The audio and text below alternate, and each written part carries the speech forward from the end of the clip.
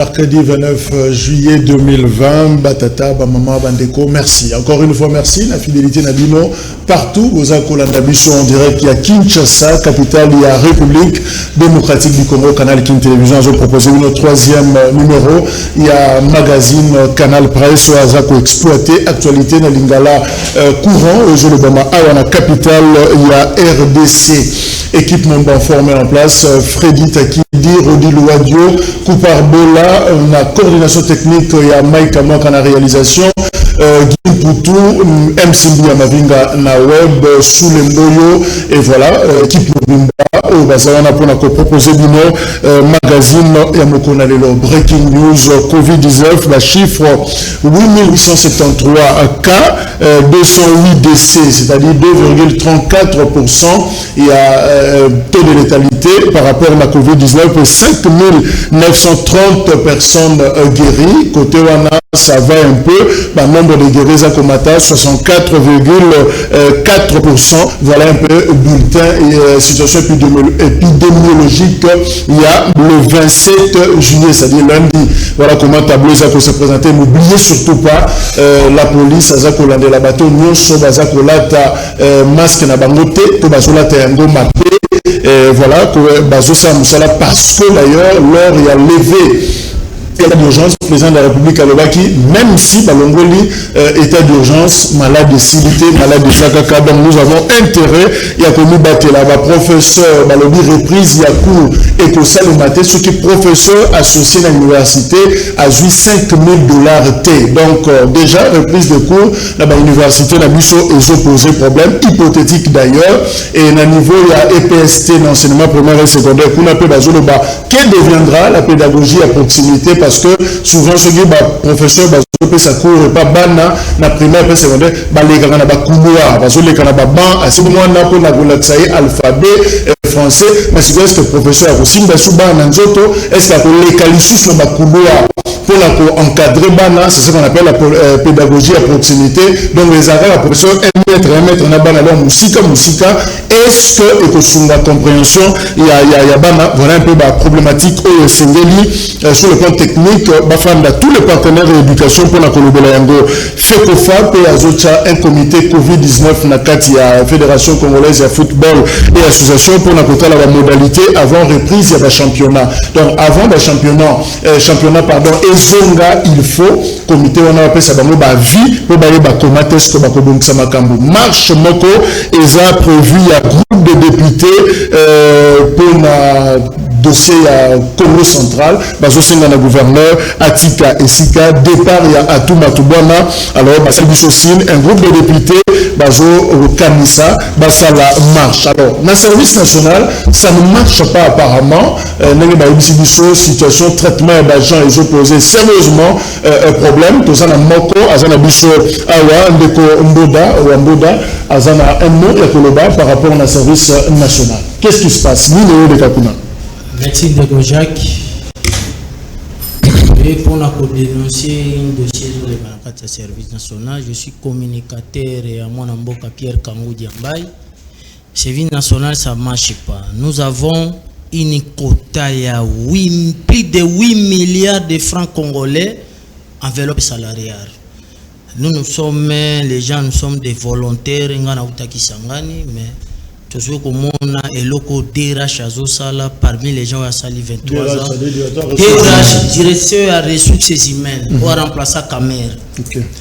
Le problème, ça qui s'habille pas si service national, ça ne marche pas. Nous avons moins plus de 200 mètres cubes à carburant par mois. Ils sont mon anaté, même au Kenya bis et ça la ramassage dans le bureau à Royal. Avec 16 000 francs, mais bis c'est ça Kokufa. Carburant mon anaté, direction mobile ya cabinet, tu es bien chef fouté, tu es bien chef. Moi j'ai fait 2 ans. Dans service national, j'ai fait 23 ans service national, 2 ans. Téléphone, oui. OK. Tous les mokonzo à dans service national, tu es bien chef fouté, tu sengi na gouvernement.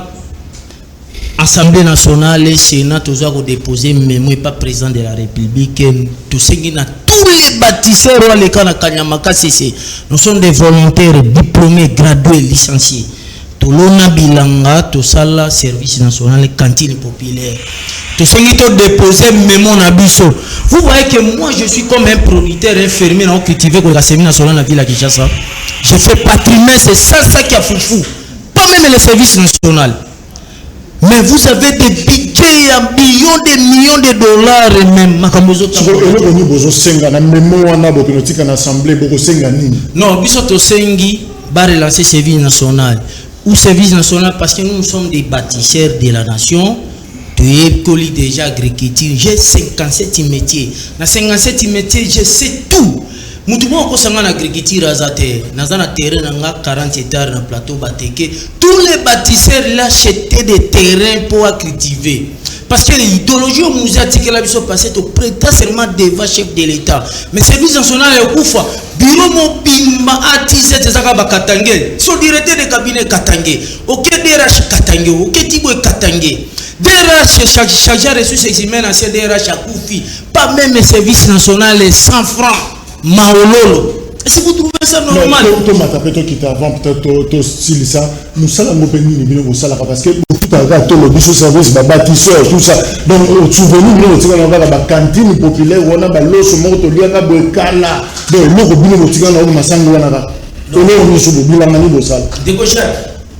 à l'époque, recruta Kibiso, na babatelo, Kito avec des caméras, sénateur Moulaye, mais bourgeois, secrétaire général ici. Tout ça là qui au moins 7000 bâtisseurs de la nation. Nous avons produit avec 9 millions d'hectares na Kanyamaka CC. Mais bateau pour soutenir la biso ba idéologie service national était. Il y a toujours une réforme pas chef de l'État. Muto uti Kasaya uti ba Congo, malamoko longoli ozi mama 75 kotisi. Moussala Ngwezana. Service national a engagé 360 personnes aussi longtemps gouvernement lobby ba engagé batoté à plus c'est pour remplacer des. Mais beaucoup de gens non, pas beaucoup de échec avec 200 millions. Nous on avait commencé avec 5 millions de dollars depuis 7 avec Camer et directeur financier général Kaloumé. On avait commencé à produire des Kassai avec Katanga Balia. Bisoto sengi réforme. J'ai rencontré Camer avec 57 fois. Nemi, Moïse Niragu, Narugabo, Rubero, on a rencontré Mango. Où est le service national? Vraiment, on va faire ça à ma question. Il y a un sengi na gouvernement, chef de l'État, tout ça pour déposer mémo. Ceux qui mémo ne vont pas tâter, baptiser, réception, na komona musengo ya baptisant, na bana le baptisant. Na komona papa le qui nous a venir colonel Pierre Kambudia. Na komona même maman Marthe na komona parce que nous sommes prêts. Nous savons pas tout déposer le camp. D'ici dans 10 minutes, déposer mémoire. Tous les bâtisseurs sont les grands nationaux.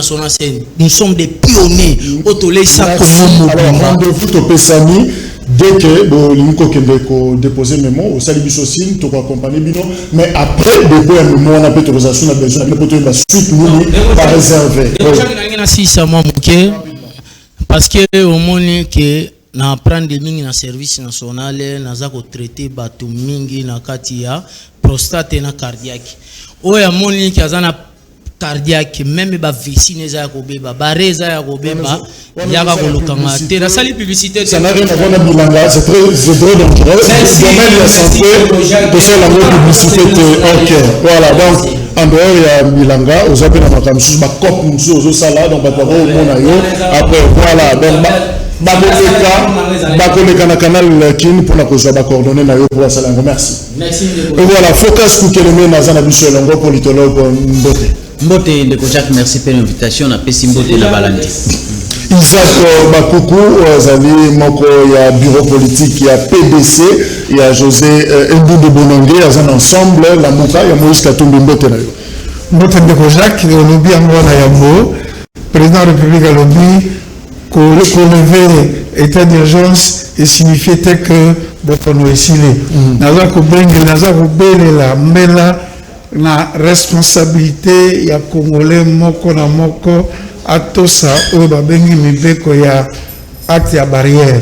Talanga lelo, à chaque fois na yakawa, Nazalaka na masque na ngai, balobi na biso kosuko la maboko, tango iso, soko lingo kosola, ogumbi loboko, Subi Mouchoro, Salile, Bokiango, Kotia Maboko na Misote, Kotia Maboko na Zolote, Yangonde ezali ko batela bisope na lingi quand même na féliciter pour encourager équipe à riposte, il y a Dr Mouyembe na ministre Eteni na ébiqué aujourd'hui c'est la cible de tout le monde mais ce que tout le monde dit bulletin à équipe à riposte sur évolution de la Covid je pense que les alliés très encourageants. Le nombre de guerriers, ils ont commenté à 64%. Alors, tu sais, on a pour raison d'aisance. Oui, masque, pour continuer l'émission Malamou, je crois que Awa, Bissonne Sotoza, bien portant. Alors, Ndeko Paulin Mboum, partant à Bissonongo, il y a Union de Républicains, Mbotenayo. Mbote Ndeko Jacques, Mbote na bako débatteur, y compris ba ONUS, Bazoko Landabiso, na Bandako. Mais, elo, comment qu'on a l'ingina, koyebisa, ba Congolais étaient bana maloueka un mois yango bazana couranté donc bazana difficulté pour la formation et tout ça donc un mois yango courant ezalité na ebité na milité aussi qui bazoko landanga ici bazoko landanga te mais l'essentiel quand même l'essentiel tout le bela yango pour que bangolo subayo ka que oui moi na mboka ndeko Mbumba ayebisaki yango na niveau ya plateau ya télévision. Est-ce que Bolembi to Bolembi te président de la République Luka Batu Mususu bakambi Mususu na société nationale d'électricité to bino ka kande botikala parce que résultat sur terrain est presque problématique et ça vraiment na ba makasi donc batu azo consommer courant na difficulté donc voilà message de m'copé ça na niveau ya SNEL.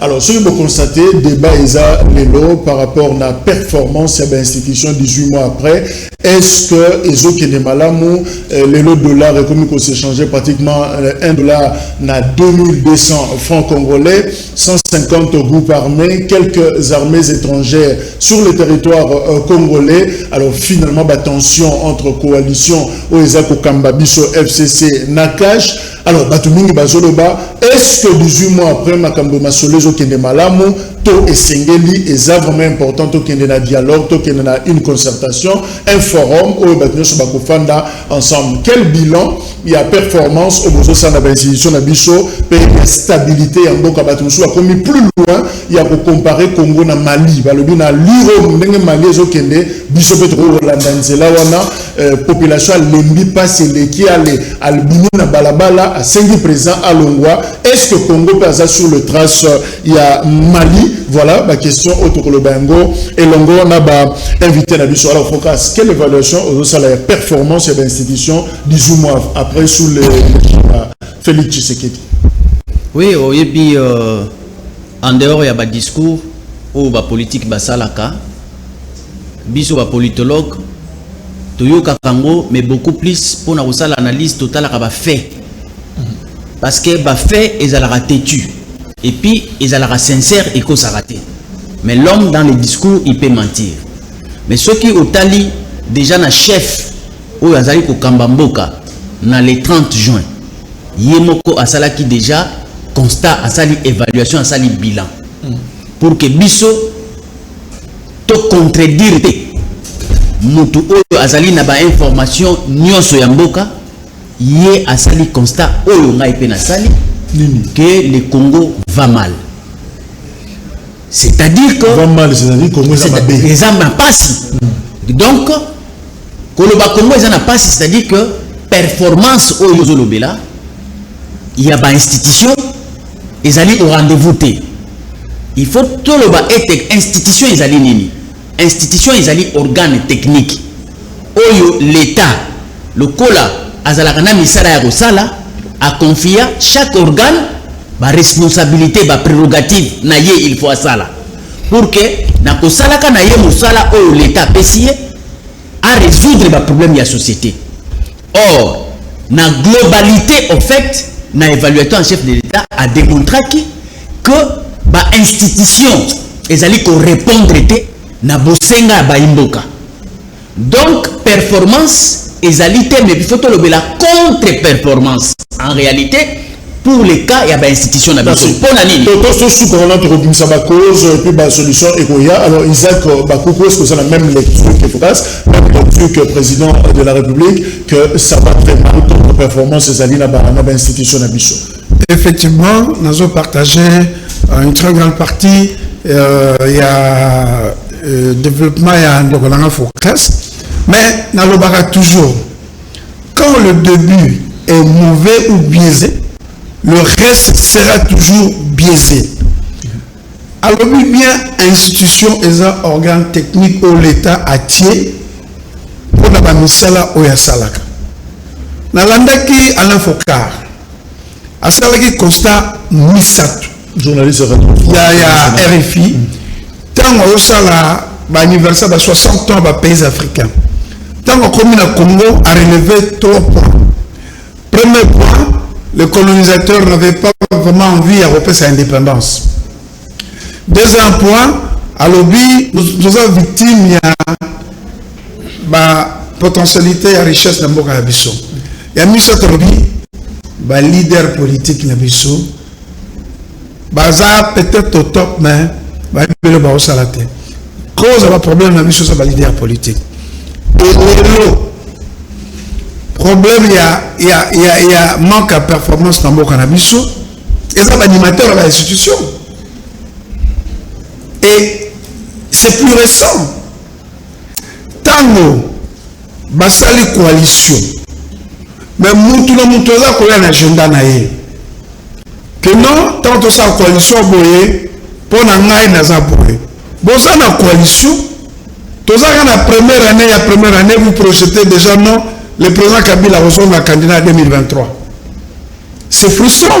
Mais justement, on a pour te permettre d'évoluer méthodiquement. Alors, le problème Bumba, on dirait guerre des agendas et Zali, il y a à la base, il y a quoi? Bien sûr. Et bien, institution, selon lecture, il y a Ndeko Isaac Bakoukou. Merci Ndeko Jacques na Liloba Opesingai. Nazalaka respectueux, il y a un point de vue, il y a tout, parce que c'est la démocratie. Mais nakanisi au début du mois de juin, tout ça la émission Yonanga Yawa. Nalobakika, 60 ans arrivent, le 30 juin arrive, et Sengeli, ba Congolais to vanda, to évaluer, tout ça la évaluation. To uti wapi, to komi wapi, to limito kende wapi. En 1960, la République démocratique du Congo n'a même pied d'égalité, au même pied d'égalité que l'Afrique du Sud, que la Corée du Sud, et puis l'Argentine. Et aujourd'hui, dans le pays où on a eu un niveau mini, il y a la politique, c'est plaisir de diriger, mais il faut avoir une vision. Tant que la politique, c'est qu'on a une vision, en tout cas, on a un côté. Le 30 juin s'approche. Et c'est les Congolais te vendent autour d'une table. Qu'est-ce qui ne va pas en Congo? Parce que le pays nous sommes évoluer, qu'est-ce qui ne va pas? Est-ce que. Donc d'abord, ça ne va pas. Est-ce que ça va ou ça ne va pas? Non, ça ne va pas. On a Monique Ndenge, Kouroutounanga en face, un discours. Na Yandeko Chilombo, Ayaki pour rejoindre. Pensez à une autre républicain. Et Ali Yango, na Ebandeli à mois de juin. Ça ne va pas dans le pays. Il faut une solution palliative. Il y a un qui était. Et c'est les Congolais qui ont Mboka Oyo et Saraka ya faction politiquement Kongoka Songoloté. Mboka Oyo et Bisonyoso. Et c'est les qui vanda, Moutouna après sa makanisi Oyaye. Qu'est-ce qu'on peut faire pour le Congo et pour le Kende Liboso? Il y a un moment qui était utilisé terme, pardon, il y a dialogue. Tout ça qui mal compris na Batou Soussou. Il y a dialogue encore avec Kamoulini, pour la Nini. Mettez à la kilomètre, là il va venir contredire. Alors, les faits, les politiques, je sais que vous êtes très content parce que finalement, le discours l'a mis en œuvre dans les vides, mais et que nous sommes moins forts. Vision. Est-ce que n'a pas donné une contre-performance? Est-ce qu'on peut dire que nous avons une première stabilité? Parce que nous sommes comparés au Mali. Il y a d'ailleurs tout le monde attribué à maman Nzouzi Bombo Catherine. Je ne sais pas ce que ça il y a exactement. Il y a le crise politique, il y a juste problème d'une incompréhension. Donc moi, vision minimaliste, il y a la situation, il y a Congo, crise politique exacte. Est-ce que vous avez cette vision que stabilité politique est un problème dans le cannabis? Toi, à la longue, tu ne reçois pas il y a stabilité. Pour expliquer l'État, il faut recourir à la science politique. Tout simplement. Magie nous sous exacte. Pour traiter un malade, il faut aller à l'hôpital, voir un médecin. Pour réparer une voiture, il faut aller au garage chez les mécaniciens. Jacques, dans le Bakango, c'est simple cette histoire. Tout simplement, nous devons recourir à une science spécialisée pour la gestion de la République à Ezali. Et à l'université, on enseigne ça. Quand Mobutu ne voulait pas que science OE se développait parce qu'il avait des calculs. Et en gros, à Kangara, à l'université à Kinshasa, à Boakiango, Moustika, dans le Lubumbashi, parce qu'il voulait faire des histoires en dehors de cette science-là. Mais il rattrapait, malheureusement. Et cette classe politique, bazo comprendre le karaté. Jacques, tout est expliqué dans la science politique pour gérer aisément la République. Pour parler de l'État, en termes de gouvernabilité, les institutions sont obligées à répondre à 3 éléments. Les social, la sécurité, l'économie. Nakatia social, neti soki totali mutumoko akoya awa, toya FCC, toya cash, akoya bisayo ke, tout va bien. Akoya bisayo ke, les institutions marchent. Conflit égalité. Non, non, il faut lui démontrer des choses. Il y a les kambo liboso, il y a sécurité. Tala lolenge ba kondogé ba okufa. Na masasi, na baguerre, tozali envahi na ba état voisin. On a encore compté de morts. On continue toujours. Donc sur le plan sécuritaire déjà, l'État fait défaut. Contre-performance. Parce que raison primordiale à l'État, ils allaient protection dans le territoire. L'État a compris la bilo à Rolia. Mais tant azali l'État, les Kambo à Mabele, tu peux t'imaginer comment est-ce que l'armée wana va se retrouver dans le territoire nabiso. Où se retrouve l'État? Où se retrouvent les instruments que l'État doit utiliser pour empêcher veiller à bon côté. Notamment, le service d'intelligence, l'armée, la police et consorts. Et ça l'était. Ce qu'on t'a dit sur le plan économique, ce qu'on t'a dit, degré dollar, parce que les indicateurs, il y a monnaie, il y a économie. Tous allez 40% déjà. La quantité, je rappelle, crédit Ezosomo Massiko, on a 2400 francs congolais sans unité, n'importe quel télécom, Azote Kabongo. Mais Babo, ça n'a été ce qui s'est passé au Sénégal. Batou Babimisi Bassim, la téléphone, Babouki Bouki Bassim. Donc, Koupa Babimisi Ayaniati, Mike Kamon Babimisi Sim, Babouki, Bissonio, Sotoboy, Moutarosel, avait téléphone, les autres, on a besoin de Moutouké Nanda, jusqu'à ce que prix Eko Kita. Je crois que j'interpelle le mouvement citoyen, parce que d'ailleurs, action wana toko ligne la paix télécom mobile to de l'euro to sala par rapport à sim to binsa sim mieux sur un téléphone to buka yango parce que nous avons à 2400 et ressemble à 100 unités à zate. Voilà focus. Donc taux de mortalité les lois au Congo, je vous rassure, il faudrait jour au Bengisa ba technicien domaine wana ba pesa yo indication ya taux de mortalité ndenge batba ko kufa na Congo, tu n'as pas d'idée. On n'a jamais vécu ça. Nzala, Ezali devant toutes les portes. Un paiement, Ezali dans le secteur Nyonso. Mais qui va nous présenter le contraire? Avec quel indicateur? C'est pourquoi nous disons non. C'est le moment Batou va se remettre en cause. Ça ne gêne pas. Je ne vois pas, parce que je ne sais pas qui aime le pays. C'est celui qui voit que ça va mal et qui dit ça et qui assume pour que tout le monde solution. Est-ce que la même lecture pratiquement apocalyptique, il y a focus. Est-ce que nous avons vers une catastrophe sociale, sécuritaire, économique? Non, apocalyptique c'est prophétique. Mais moi je ne suis pas dans les prophétiques. Moi je suis dans les réels, les vrais, des palpables. Voilà, il faut qu'on me contredire en regardant ces faits-là.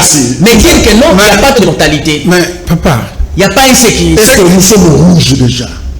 Non, nous étions et nous sommes au rouge. Il ne faut pas qu'aujourd'hui, Batumsu Soubali n'a pas porté responsabilité. Il y a Batou le pouvoir. Depuis 1997, depuis que les bottes sont venues dans ce pays, entre Afdel,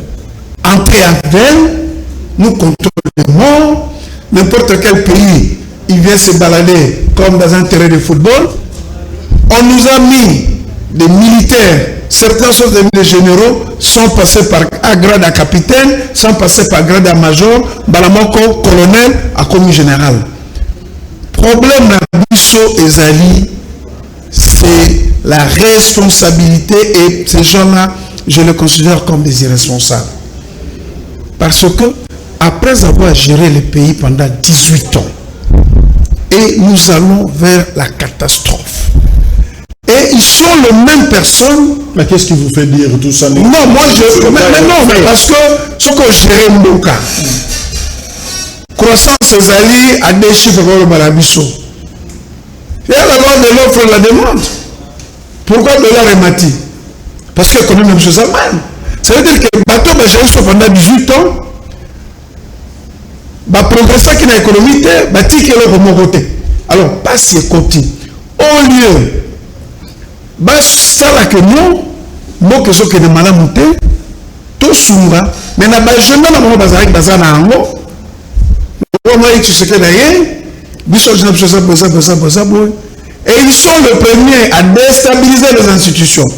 Commençons par la présidente de l'Assemblée nationale, commençons par le président du Sénat et couronné par le Premier ministre. Donc, catastrophe, et ça va piège et agenda na bango, et ce sont eux qui doivent porter ça.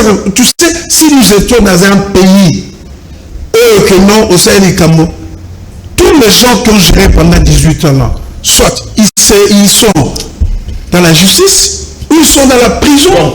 Population, tout na Félix Tshisekedi compte, Matuna Ntambo Mwamba, Janine Mabunda, là il manque. Non, parce que c'est ça. Oui, parce que animateur et animateur d'institution,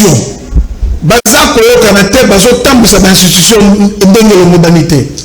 Qu'est-ce que vous voulez avoir de bien? Même un investisseur, à mon nom, on va mettre le président de la République devant la haute cour. À mon nom, Premier ministre, tout ça. Et ça crée un désordre. Mais Mali, ce n'est pas le cas comme le Congo. Parce que Mali, population est contre. Mais, Bichot, tout ça contre bateau, c'est contre situation naïve. Situation naïve. Vous faites contre situation naïve. Non, mais situation bateau et ça pour continuer est-ce qu'on peut affirmer par exemple le Kola Hubert Kabasubabo, ouais, ça lit un long article de réflexion makasi pour la Koloba que RDC a menacé l'existence en tant qu'État et en tant que nation. Est-ce que vous sentez une menace ou que le cannabis est sérieusement menacé? L'heure exagération, le raisonnement. L'heure est grave de Kojak. Natanga analyste politique wana uti kotanga que je salue même en passant, même hier natanga ki document oyo uti koloba wana. Mais eloko moko na koloba boye. Tango bashikilaka mboka se plaignaka lisusu te. Il faut agir. Union des républicains et alliés to bandaki koloba yango bandakala. Le pays va mal, il y a un ça ne va pas.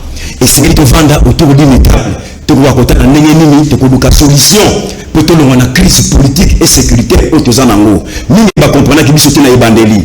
Mais l'élo, nakanisi, voix wana, ezo, qu'on soit forme na yango. Kobanga peut-être batu mususu ba oy batikali pour bakota na voix oy wana babanga elo comme côté porte ezana pour lele parce que na kati ya dialogue oyo biso ili république tolobaka ezali dialogue issu de l'accord 4 d'Addis Abeba signé le 24 février 2013 dans Ndeko Joseph Kabila. Na kati ya dialogue wana tolobi ete na munga oto komi nango esengeli ba première ebanda. Mais certaines personnes hésitent pour baya kokota. Mais félicitations à Oyo, Bati va s'engager déjà. Ba préliminaire wana et que ça les biso ba congolais. Et que tinda ete to kokakotala ndenge nini te ko définir médiateur Oyo akoliko kamba dialogue Oyo ici l'accord cadre Oyo il répliquer allié ba pronaka. Et la kat ya ba préliminaire wana le secrétaire la représentante spéciale la secrétaire générale des Nations Unies na Oya Grand Lac bazali chargé ya ko aider ba congolais. pour un bon office, la résolution 2098 est claire là-dessus. Alors, le collègue congolais, il y a moyen, il y a un médiateur africain, tous les membres de l'Union africaine, il y a SADC, ainsi de suite. Il y a moyen par consensus, il y a Mutu Oyo, Akoliko, Tamboussa, Assise Oyowana. Et puis, tu le dis, boye, Nakati, il y a préliminaire Oyowana. Tu peux traiter des grandes lignes. Oyo est défini dans le accord cadre d'Addis Abeba. 1. La réforme des institutions de l'État. La réforme, il y a armée, il y a la police, il y a service de sécurité. Oyo est là qui va préalable avant que tu aies l'élection, il y a 2018. Bon, nous sommes au Congo, ils ont un bon financement, il y a un dialogue. Donc, l'élection, c'est comme ça, il y a pas de au-dessus de ça, tu as voté, même en votant là, ils ont dit que 2 ans après, tu as un dialogue. C'est ça, le message de la population. Merci beaucoup de Jacques parce que vous avez une question très pertinente. Dans ces question. Dialogue et accord cadre, ce n'est pas les Congolais qui vont financer. Tout est déjà bien défini dans l'accord cadre. Accord cadre d'Addis Abeba. Nous sommes déjà définis. Là-bas, on a financé. Le financement international, ça va je viens. La citer de Jacques. Tant que vous été que les Congolais vont dialogue. De Jacques, élection, tout ça, en 2006, en 2011, en 2018, en violation de la Constitution. Ça nous a donné quoi? Le dialogue, ça dit quoi? Dialogue, il y a Souka. Et le Congo, je viens. Le dialogue, il y a Souka, République démocratique du Congo, à Yebaka, à Salaka, il y a Sam City. Les restes, ils sont là qui m'ont mis les aventures, il y a des Kabila. Merci. Ils fuient l'accord cadre de l'histoire. Le politologue Focas, l'idée à dialogue, ça répond à quelle priorité finalement? Besoin politique et amis pour qu'il y ait un dialogue. Vraiment, tout limbo la moi muke. Au monitant au lobby et le komoko oyondeko kabasubabo lobby. Le Congo risque de disparaître comme État. Menacé en tant qu'État et comme nation. Comme nation. C'est-à-dire, qu'est-ce qui va insinuer par là? Comme État, avant que mon disparition, on a par le fait que les institutions ne jouent plus le rôle. Oyo, science politique et kabolé la bango. Contre-performance. Contre-performance. On a sur le plan étatique. Sur le plan d'une nation, c'est-à-dire que le Congolais, Tozali sous un désir de demeurer ensemble comme un peuple. Donc, il vous met dans la disposition pour comprendre où nous allons. C'est-à-dire que nous sommes prêts aujourd'hui. Nous sommes là, nous sommes voilà. Donc, c'est très dangereux. Mais ici, nous avons landela makambo konanga lobby. Responsabilité, tu peux sa bateau baleki. Mais bateau baye, tu peux sa responsabilité.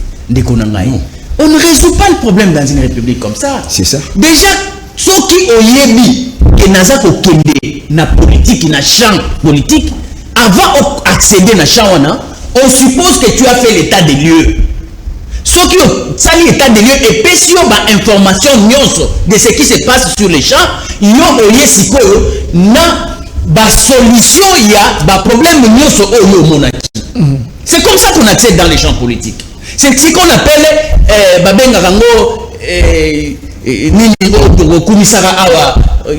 passation de pouvoir pacifique. L'alternance, au fait, c'est ça. L'alternance, c'est le fait de venir avec une solution à un problème donné dans un champ politique. Mais ceux qui ont tali, régime au écouti, d'entrée déviée, elle-même pose problème. Donc, il nous amène encore, il nous enfonce encore. Par exemple, le temps basé, programme il y a 100 jours. Est-ce que Batu y a Kalabatou, Bapesi Batu y a programme il y a 100 jours? Que Batu y a Sika, il y a un programme à 100 jours. Basali Yango, Kakalolenge et Batu Akala, nous nous retrouvons dans la même situation. On ne fait pas du neuf avec du vieux. Ici, du vieux, ce n'est pas pour autant parler de l'âge biologique. Du neuf, ce n'est pas la jeunesse biologique. Ici, du neuf, c'est des bonnes idées, de nouvelles idées. Dans la perspective, Oyo Ezali ko cadrer dans la réalité sur le terrain. Et du vieux, ce sont des habitudes qui ont échoué. Alors, ça répond à quel besoin politique, quelle priorité? C'est-à-dire que dialogue déjà, quand on a réfléchi l'État, en réalité, ce qui est au dialogue est permanent au sein des institutions.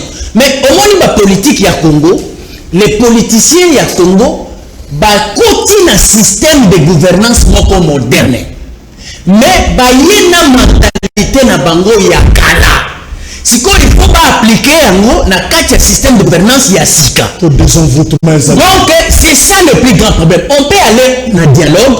Dialogue au faut pas basara. Il y a liboso, il faut instinct, réflexe, attitude, comportement. Il y a Bakongomani et la culture moderne. Il y a gestion de la République dans une approche démocratique. Besoin de délivrance. Donc, ce qui va passer la dialogue, il y a liboso, il faut passer la dialogue. Sur ces plans-là, Babongisa Mokongomani, même dans une démocratie, il y a une exigence des instincts et réflexes, des habitudes démocratiques. C'est l'homme. C'est l'homme. Le dialogue. On va investir dans l'homme. Dans l'homme. Donc, c'est que vous allez. C'est pourquoi je dis cette histoire, il y a des spécialistes pour ça. Au Congo aujourd'hui, les problèmes, ce n'est pas les institutions, ce sont les animateurs. Alors, donc, s'il vous plaît, chaque. Si vous n'adaptez pas l'homme congolais dans son intellect avec les systèmes de la gouvernance moderne, ça ne va pas avancer. Pourquoi? Il y a l'objet makambo ya bato akala basalaki. Mais bato sikabaye bazoko enfoncer les sous. Par exemple, na principe de gouvernance moderne, le président de la République en entrant, il ne pouvait pas prendre un programme de 100 jours pour amener le président de la République. On va évaluer le programme gouvernemental, tout le programme présidentiel. Alors, Isaac Bakoukou, est-ce que tant que Félix Tshisekedi a le pouvoir de 18 mois, et ça tempête, Boulou et Kekoti, tout ça tant il y a affirmation et Azambe pour s'affirmer parce que la nomination Azak ça la partie par là il commence à bouger les choses même dans l'armée et se choquer est-ce que ça tempête ça secoué menacé déjà ou il s'affirme en fait? Non, mais je voudrais quand même faire comprendre au Focas que hier jour la situation d'une république et d'une passation d'une alternance normale suite aux bonnes élections que nous avions connues. Vous comprenez? Parce que si je dis ça, parce qu'il y a toujours l'instinct, et nous le vivons. Nous le vivons. Le comportement ministre de la Justice, le comportement Premier ministre, le comportement président du Sénat, le comportement président de l'Assemblée nationale, on voit ça. Et une république, ça ne se gère pas de cette manière-là. Je vais vous rappeler quelque chose. Dans la constitution belge, il y a une disposition transitoire qui prévoit que lorsqu'il y a les cas de conflit, nous devons recourir dans un comité de concertation, de règlement des conflits entre institutions inscrites dans la constitution. Voilà. Non, c'est pas ça. Ça, c'est le niveau de l'institution. Ok. Alors, pourquoi les lots n'a pas permutation, parce que le pays a connu le problème et continue à connaître le problème. C'est vrai que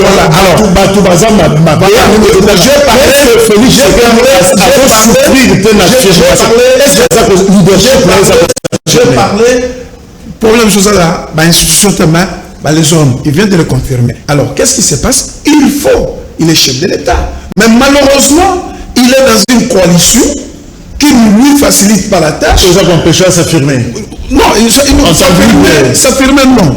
Il est leader de leur coalition.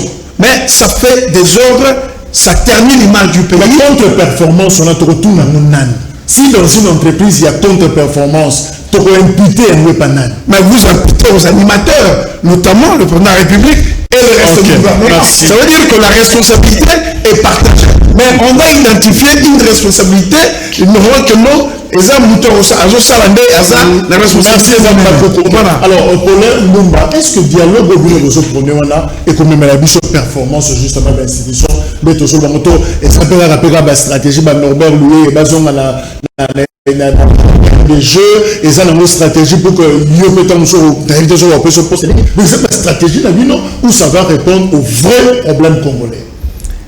Ndeko Jacques, Rapidement, parce que... Tango basalaka dialogue, c'est pour résoudre un problème donné. Problème tout ça, le pays traverse une crise politique et sécuritaire. Les politologues ont évoqué 3 problèmes le social, sécurité économique. Au point que la montée mais garantir une frontière. Et aujourd'hui, la frontière à Congo est comment perméable. Nous tenons à côté de Alingi. Les noms sont en présence, il y a plusieurs armées étrangères dans Katamboka. Le dialogue, on est qu'on répond justement au problème. Dialogue, les politologues ont reconnaître que les institutions ont joué alors qu'est-ce qu'il faut? Tout Karambo est continué? Non, tu nous as sollicité. Nous, le dialogue, tu peux réformer toutes ces institutions. C'est là l'accord cadre. Les problème, ce n'est pas les institutions, c'est l'homme. C'est rien. L'institution en soi, et ça, la mon côté, c'est incarné par l'homme. Voilà, donc c'est là où il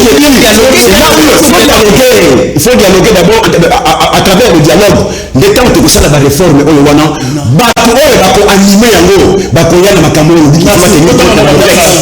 message. Robson Mwamba, depuis qu'il m'a dit que Ruth Mokali doit lutter seul à stabiliser les secteurs socio-économiques du pays parce que face à lui, il y a des géants qui travaillent pour Yémei. Le dialogue n'est pas important. Aller en dialogue, c'est jeter le pays en partir entre les mains de voleurs. C'est fort, politiciens assoiffés du pouvoir. Didier Franck, pas question de dialogue. Faut-il lutter pour un état de droit? Les criminels opportunistes de la Kabylie sont jaloux de lui. Tout ira bien. Donnons-lui du temps. Je rappelle que Faïto Jean de Combo a pu perdre encore une fois et a raté les lots. Rabin Kano, c'est inutile que le président Fachi a accepté d'aller au dialogue parce que ça fragilisera le pays. Le temps de dialoguer est déjà passé avant que notre pays puisse aller en avant.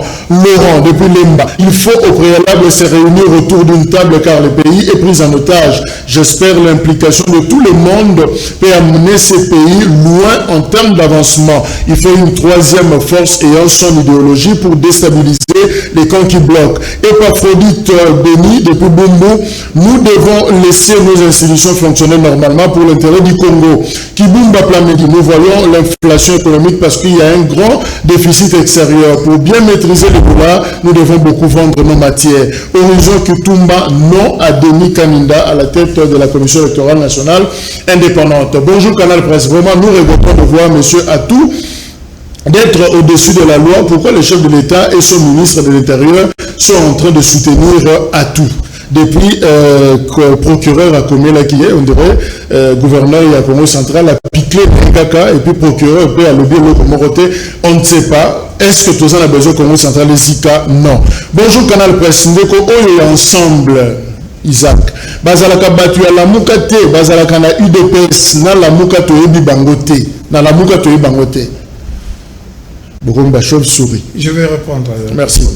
Bonjour Canal Kinto, c'est Pélimingi la Jean-Pierre Bemba, a ebi kofa nana batu. Avant nanan. A visité Matanga Rabiso, Bana et Kingabwa, J.C. Piana Limité. Ok.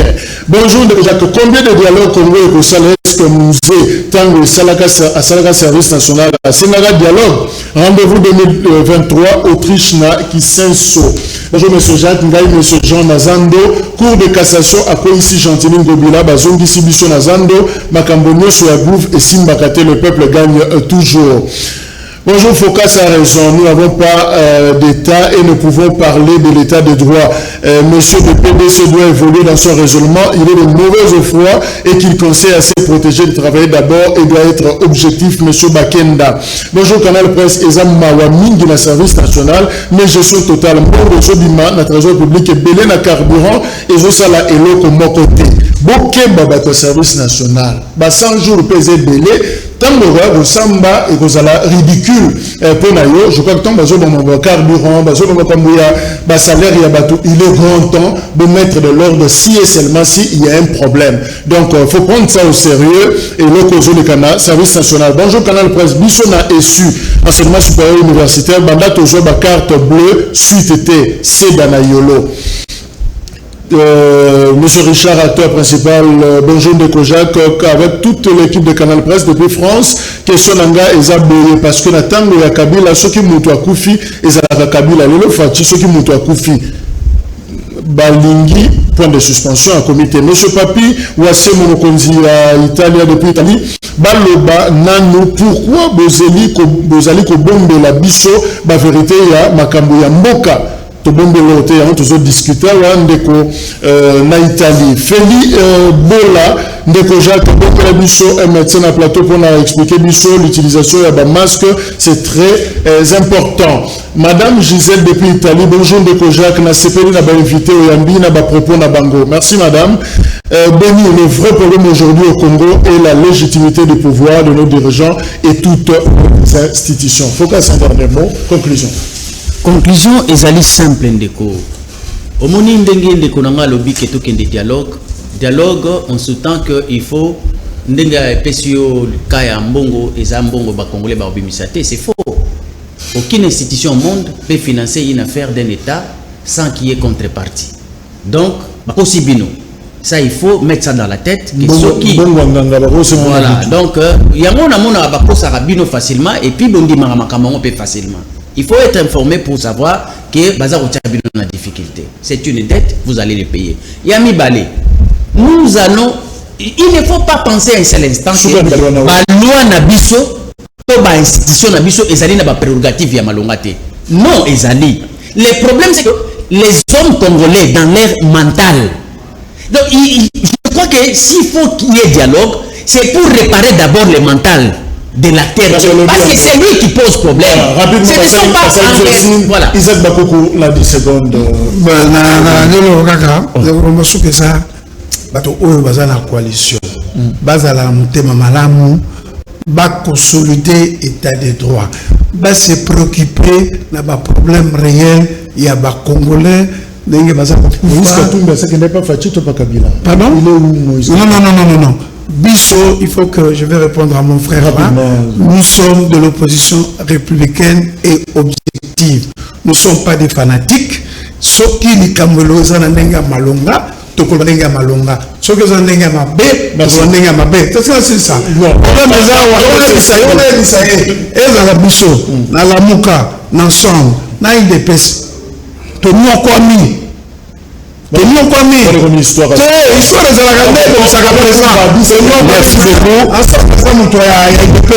nous sommes de l'opposition ensemble pour la République. L'opposition républicaine objective à se calmer. Nous sommes membres de l'UPST. Merci beaucoup, Ndeko Jacques.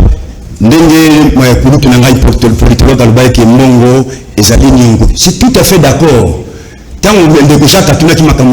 Parce que peut-être la minute Congo a dit c'est là où j'avais dit que la communauté internationale avait déjà prévu. Donc, tout à fait. Merci. Alors, je vais répondre parce qu'on a une position dans Bangote. Ceux qui vont avoir un dialogue, ça piste la solution, la crise c'est là où les républicains est allié, tout le dialogue politique, c'était l'accord cadre seul. Voir où les communications la crise une autre pour la rediffusion. Quant à moi, la tâche est remise. Je crois que lobby, je voulais le masser en au revoir.